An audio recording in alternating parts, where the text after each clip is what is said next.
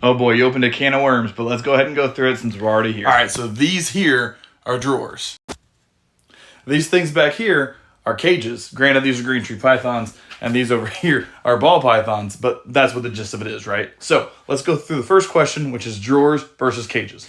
So you'll find argument after argument about cages and everything else. However, this is the gist of it, from my personal opinion. So a cage like this, or a tub, what this does is causes one gigantic hide for the snake to feel like they can go anywhere in here and feel safe instead of going from hide to hide. That's my thought process on drawers.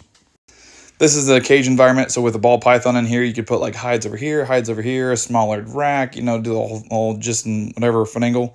But this is what you would consider. So to answer your very first question, can they lock up in a tub like this and or a cage like anything else?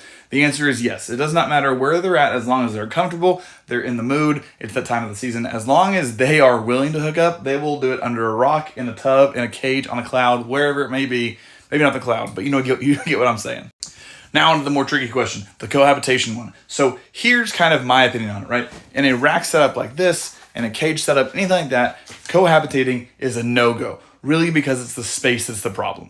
But you're going to say, yeah, in the wild they cohabitate, which is true, but they have way more room than what we have in here just because limitations, because, hey, we are humans with such big houses, we can't go any bigger than certain sizes.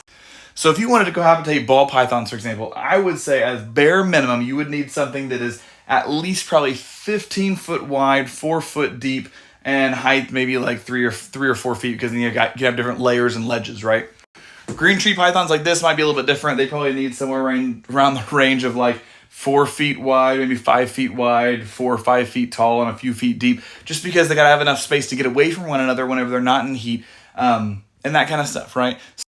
I guess it is possible some snakes could be communal. I think there's like a few species that are. For the most part, most snakes are not communal, which means you never want to have more than one male in a collection in the same environment, right? More than one female and a male is kind of a different story, because especially during breeding time, you can hook multiple females up with a single male. But for the majority of just living together, right, solitary is usually the way to go unless you have a crazy big enclosure. And then on top of that, you want to make sure it's never two males or more than one male, because that can cause fighting and everything else.